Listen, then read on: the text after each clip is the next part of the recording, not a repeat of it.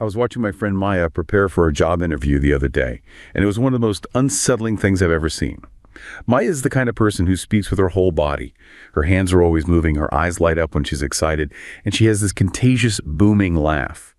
But as she sat down in front of her laptop, she went completely cold. She spent 20 minutes practicing how to keep her face perfectly still. She started to tell a story about a project she loved. Her face would naturally soften into a smile, then she'd catch herself. She would snap back into this rigid, mask-like expression, her voice dropping into a flat, rhythmic monotone. When I asked her what she was doing, she didn't talk about her qualifications or the company culture. She just looked at the glowing lens of her webcam and said, "The algorithm hates noise. If I look too happy, it thinks I'm unstable. If I look too sad, I'm a risk. I need to look like a processor." It was a performance of pure logic, but watching her, it didn't feel like cognitive progress. It felt like watching a prey animal freeze in the tall grass to avoid being spotted by a predator. This shift, this sudden frantic urge to kill our own personalities the moment we know an AI is watching, isn't just a quirk of the modern workplace. According to a landmark study published in January 2026, we are witnessing a fundamental shift in human evolution. We aren't actually becoming more rational. We're learning how to wear a machine face to survive a new kind of digital selection pressure. We are the first generation of humans forced to act as simulated components for a black box selector that doesn't understand what a smile even means. We're essentially Stone Age social animals trying to camouflage ourselves inside a digital zoo, and the psychological toll of this strategic rationality is rewriting what it means to be human. That image of her freezing, I mean, it's a terrifying image, honestly. It is the way you describe it, it triggers something really visceral. It's not just professionalism, is it? It's deeper than that. It's fear. That's exactly what it felt like. Yeah. It really was. It didn't look like she was trying to impress a potential boss. It looked like she was trying to avoid startling a bear. Right. And the thing that really stuck with me and why I wanted to do this deep dive today is that she wasn't wrong. She wasn't just being paranoid. The data is actually starting to back her up. And that is the really uncomfortable truth at the bottom of all this. Maya's reaction, that machine face you described, is, in a weird way, a completely rational adaptation to a new and, frankly, irrational environment. So how do we get here? Because we usually talk about AI in a completely different way. We do. You see, when we talk about artificial intelligence, the whole conversation is very tool-centric. We ask things like, is ChatGPT good at writing code? Right? Or can this bot diagnose cancer better than a doctor? Exactly. We treat AI like a hammer or maybe a microscope. It's something we pick up, we use, and then we put it down. It's an appliance, like a very smart toaster. A very smart toaster, yes. But the shift that these researchers are identifying, and what we all saw with Maya, is that we really need to stop thinking of AI as just a tool. We need to start thinking of it as an environment. An environment. It's not the hammer anymore. It's the weather. It's the terrain we have to walk through every day. And more specifically, it is the ecosystem in which we are now trying to survive. That feels like a massive conceptual jump. I mean, an environment is usually physical, right? Yeah. It's the savanna, it's the jungle, it's the open plan office. Yeah. How does a piece of software become an environment? Well, think about what defines an environment in evolutionary terms. Yeah. It's the set of selection pressures that decide who lives and who dies. Or, in our case, who gets resources and who doesn't, who gets to eat, who gets to reproduce. So who gets the job, who gets the loan? Yeah. In the modern economy, the algorithm is becoming the gatekeeper for all of those things. It decides if you even get the interview. It decides if your loan application is approved. It decides if your performance review warrants a bonus or a pink slip. So we are taking our brains, and you have to remember, our brains haven't really updated their firmware in about 200,000 years, and we are dropping them into this completely new digital terrain. And our brains are definitely not built for this terrain. Not even close. I mean, what we're dealing with here is a profound evolutionary mismatch. It's the core of the whole problem. Our brains were architected for the Pleistocene. The Stone Age. The Stone Age. We evolved in these small, tight-knit tribes, maybe 100 and 150 people max. Everybody knew everybody. Survival wasn't about data processing. It was about social negotiation. It was about reading faces, spotting a liar, building trust through really rich emotional signaling. That's our native operating system. So when I'm talking to you right now, my brain is doing a million things subconsciously. I'm reading your micro expressions. I'm listening to the tone of your voice. And that makes me feel like this is a safe, cooperative interaction. It tells my ancient brain that you aren't going to, attack me for my share of the mammoth meat. You are swimming in a very rich sea of social cues. Your brain is feasting on data. But now, look at Maya. She's not facing a person. She's facing a black box, an AI selector. Right. It doesn't have a face. It doesn't have a heartbeat. It doesn't have a tone of voice. And worse, it views all of those human traits, the passion in your voice, the wave of your hand, the natural variance in your expression. It sees all of that as noise. It sees them as inefficiencies or even risks. So Maya, using that same ancient brain, unconsciously tries to become the thing the environment selects for. She tries to become a machine. She has to. It's like we're trying to camouflage ourselves, like a stick insect trying to look like a twig so the bird doesn't eat it, except we're trying to look like a spreadsheet so the algorithm hires us. Technology. We are camouflaging ourselves to avoid being eaten by the digital predator. But here's the thing that gets me. Sticking with that, if a stick insect looks like a twig, it's safe. It costs the insect nothing to look like a twig. That's just how it is. But for a human to look like a computer, that feels like it comes with a huge cost. It feels exhausting. Oh, that cost is the heart of what we really need to unpack today. Because it's not just tiring. It is, and I'm not being hyperbolic, it is neurologically yes. And to really understand why, we have to look at a specific case study that came out of the London financial sector. This story, it really just blows apart the idea that this is all just about being professional. This is the story of the analyst, the one they called James in the study, right? I read through the notes on this, and it really struck a chord because, we usually think of finance guys as being pretty robotic anyway. The whole masters of the universe, stereotype, cold, calculating. That's the stereotype, absolutely. But the reality of high-level trading, at least historically, was intensely social. I mean, it was almost primal. Right. You picture the trading floor from the 80s or 90s. It's a mosh pit. People are screaming. Phones are slamming. Guys are signaling across the room with their hands. It was loud and sweaty and chaotic. And that chaos was human communication at high speed. So James, the subject of this study, he was a mid-level analyst who grew up in that world. He thrived on it. He talked a lot about gut feeling. Which sounds kind of mystical, gut feeling. It does, but in neuroscience, it's not mystical at all. It's actually just rapid subconscious pattern recognition. He could look at a room full of traders and sense panic before the numbers on the screen even moved. He could feel the greed in the air. He was using that Pleistocene brain, that social radar, to make millions of dollars. Okay, so he's a social animal thriving in a social zoo. But then the firm, it changes the zoo. They installed a new black box AI system to monitor performance. And this wasn't just, checking his profit and loss at the end of the day. This thing was incredibly granular. It monitored his keystroke intervals, his eye movement, his communication patterns on chats, even the tone of his voice on calls. It was an all-seeing digital eye. And this is where it gets really dystopian. Because James starts to realize that the AI doesn't like his gut feeling. It hated it. The AI flagged his moments of high passion, like when he'd get really excited about a trade that was going his way. It flagged that as volatility. As a bad thing. As a bad thing. It flagged his frustration when something went wrong as instability. The system was built on a deterministic logic model. It wanted linear, predictable inputs. And humans, we are non-linear. We're messy. We're emotional. So every time James acted like a human, the little risk meter on his digital profile went up. So what does he do? He has to start being human. He goes into what he called a state of flatline neutrality. That's his term for it. He describes sitting at his desk, just staring at the screens, and physically fighting his own body. He'd feel a cheer rising in his throat when a trade went well, and he would have to suppress it. He'd want to groan when he lost money, and he'd suppress that too. He kept his face blank, his typing rhythmic, his voice a perfect monotone. He was running a high-stakes simulation of a machine. And he burned out. Yeah. But it's crucial to understand he didn't burn out because the math was too hard. No, he was brilliant at the math. He burned out because of what neuroscientists call the metabolic tax. Think about what's actually happening in your brain when you suppress an emotion. It's not a passive act.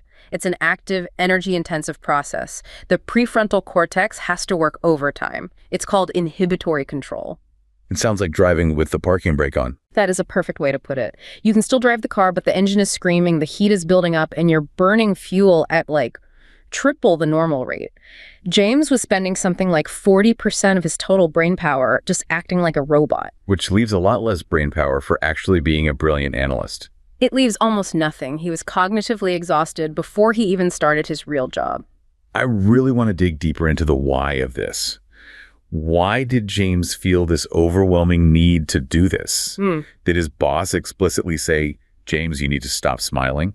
Or was it something much deeper, much more instinctual? Because you mentioned this concept in the research, the cheater detection module. And I have to admit, when I first read that term, I thought we were talking about adultery or something. No, although it certainly applies there too. The cheater detection module is a theoretical mechanism in evolutionary psychology. It's thought to be a dedicated circuit in the human mind that evolved to solve one very specific, very important problem. How do we cooperate without getting ripped off? Okay, so take me back to the Stone Age campfire. All right, so we're early humans. Our survival depends entirely on sharing. I go out and kill a gazelle, I share the meat with you. The implicit assumption there is that next week, when you go out and kill a gazelle, you'll share it with me. That's the social contract. That's the social contract. But that contract is incredibly risky for me. What if I share my meat with you and then next week you kill a gazelle and you hide the meat? Or you just eat it all yourself. You become a free rider. You're a cheater. And if I let you get away with that consistently, I starve and die. Exactly. So over hundreds of thousands of years, we evolved a hypersensitive radar for detecting cheaters. We are constantly subconsciously scanning the people around us for signals of intent. Is his smile genuine? Is he making eye contact or looking away? Is he sweating a little too much? Is his voice cracking? We are obsessed with finding the ghost in the machine, the true intention behind someone's behavior. Okay, that makes perfect sense for humans dealing with other humans. But James is looking at a computer screen. Why is his cheater detection module freaking out over a piece of software? He knows the computer isn't a person. He knows it won't steal his gazelle. And this is where the mismatch kicks in so violently. The AI is what we call an opaque partner. We are engaged in a social transaction with it. I give you my labor, you give me resources like money and status. The modern gazelle. The modern gazelle, exactly. But unlike a human partner, the AI gives off zero social signals. You cannot read its face. You cannot read its intent. You don't know its utility function. Utility function? What's that? It's just economists speak for what does it actually want. Does the AI want James to make the maximum possible profit, even if it's risky? Maybe. Does it want him to minimize risk down to absolute zero, even if it means lower profits? Maybe. Does it want him to simply type 100 words per minute, regardless of the content, because that's an easy metric to track? Maybe. We don't know. It's a black box. So the silence, Yeah. the total lack of feedback, that's what triggers the paranoia. It sends the cheater detection module into a catastrophic feedback loop. When our brains can't determine the rules of the social contract, we panic. We automatically assume the worst possible interpretation of the rules, just to be safe. It's a defensive crouch. James doesn't know for a fact that the AI hates his smile. But because he can't know, his brain assumes it does. He assumes the system is a rigid, unforgiving, tyrannical partner, because that is the safest bet to ensure survival. It's a deep-seated fear of the unknown. If I don't know the rules of the game, I'm just going to stand perfectly still and not touch anything. You got it. And this leads directly to what the researchers are calling simulated rationality. And I really love that distinction. James isn't being rational. A truly rational actor would use his incredible gut instinct to make more money for the firm. James is performing rationality. It's theater. He's wearing a rationality costume. It's a signal. In biology, we have this concept called costly signaling. Are you familiar with the peacock's tail? Of course, the classic example of look at me, I'm fabulous. Exactly. The peacock grows this massive, iridescent, incredibly heavy tail. It makes it harder to fly. It makes it a giant target for tigers. It is, by all practical measures, a handicap. But that's the point of it. That is the entire point. The peacock is sending a signal to the peahen. He's saying, look at my genes. I am so strong and so healthy that I can afford to drag this useless, beautiful rug around with me and still survive. It's an honest signal of excess fitness. Okay, so for humans, in our ancestral environment, what was our peacock tail? Things like emotional warmth, humor, storytelling. These are metabolically expensive behaviors. They take energy and cognitive resources. So when you smile and joke with a colleague, you are signaling, I am safe, I have energy to spare, I am a cooperative and trustworthy person. But the AI looks at the peacock tail and doesn't see fitness. It sees inefficiency. It sees data corruption. It sees noise. So the entire signaling game gets flipped on its head. To impress the AI, you don't show off your surplus energy and humanity. You show off your lack of humanity. The new fitness signal is to be a stripped-down, streamlined, predictable component. You signal, I am low maintenance, I am predictable, I am indistinguishable from the software I operate. So we are cutting off our own peacock tails because the new predator in the environment finds them tasty. That's a gruesome image, but Yeah. yes. And the ultimate tragedy is the firm probably loses money in the end, because James the robot is a far worse trader than James the human.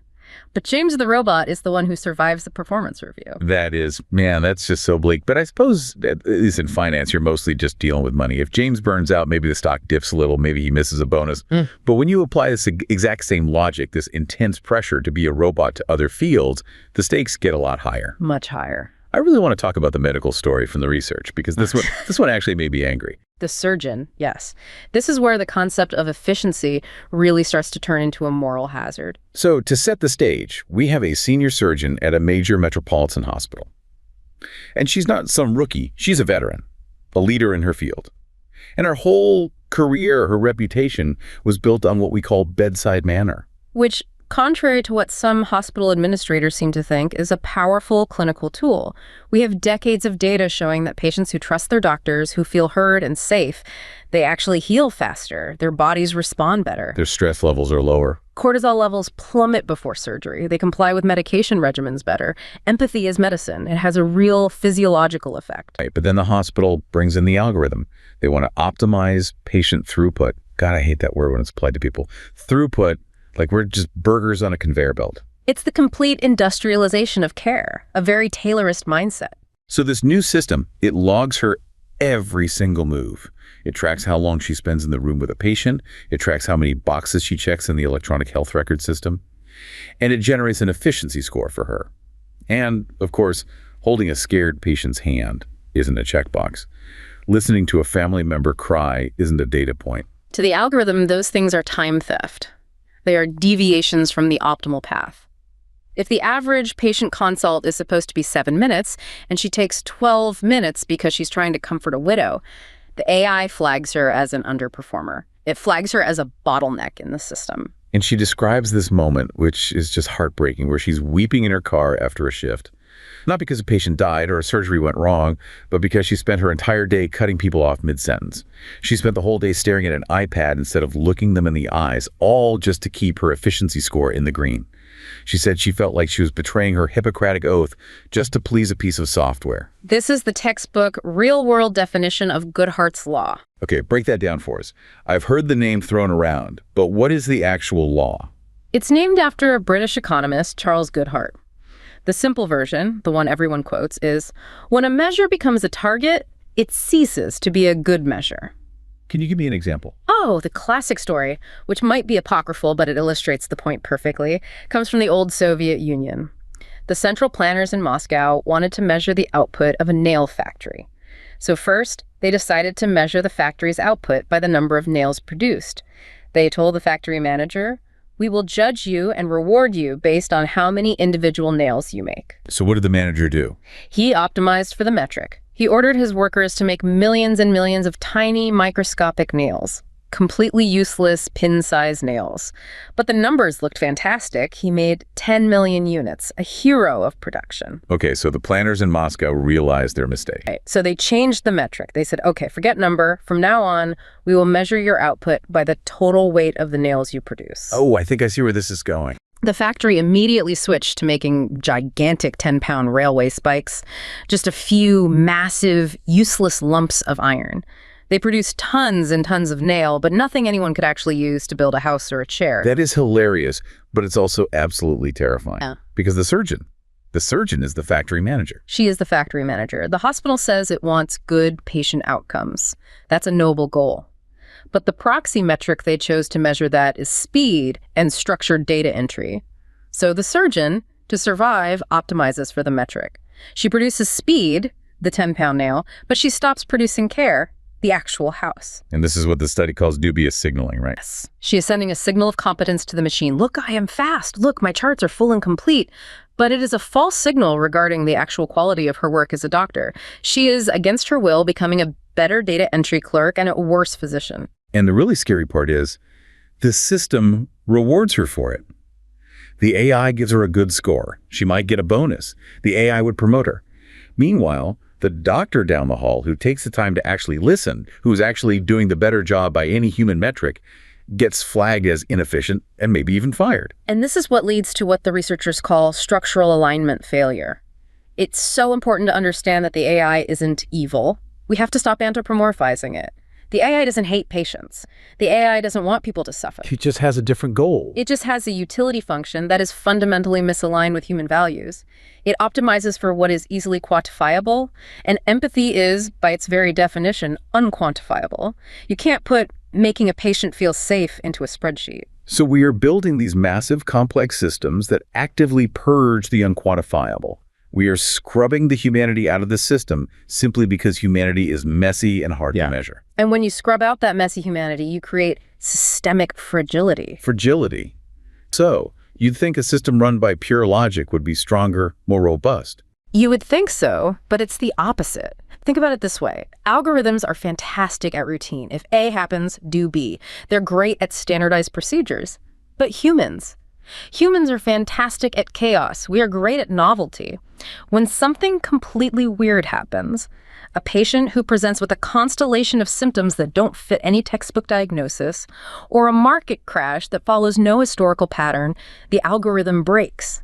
It has no data for this scenario. That's where you need human intuition. You need that gut feeling we talked about with James. But we spent the last 10 years training the surgeon and the analyst to actively suppress their gut feeling, to not trust it. We're actively atrophying the very skill that makes us indispensable. We are selecting against it. If we succeed in turning everyone into a simulated robot who is left to take the wheel when the map runs out and we're in uncharted territory, we are creating what one researcher called a behavioral sink. Now, that is a term that sounds like it comes straight from a horror movie, the behavioral sink. This goes back to those infamous rat experiments in the 1960s, right? Yes, the work of the ethologist John Calhoun. He created this series of experiments, the most famous of which was called Universe 25. It was designed to be a mouse utopia. A paradise for mice. A paradise. Unlimited food, unlimited water, no predators, no disease. The perfect environment. The only limitation was space. So it was paradise until it wasn't. But became a hellscape very, very quickly. As the population density exploded, the intricate social fabric of the mouse society completely disintegrated. But it wasn't just the overcrowding itself, it was the social pressure, the constant, unavoidable, stressful interaction. The mice stopped acting like mice. What happened to them? What did they do? Well, you saw hyperaggression in some groups, random violence, cannibalism, things you don't normally see. You saw mothers abandoning their pups. But the group that really chillingly parallels our AI discussion was a group that Calhoun called the beautiful ones. The beautiful ones. It was anything but. These were male mice who had completely withdrawn from society. They didn't fight for territory. They didn't try to mate. They didn't engage in any social behavior at all. They just ate, slept, and groomed themselves obsessively. Their coats were sleek and perfect because they had no scars from social interaction. They had become passive, solitary, beautiful biological units. They had ceased to be social animals. They checked out? They checked out entirely. And Calhoun's theory was that this behavioral sink happens when the social pressures of an environment become too complex or overwhelming to navigate.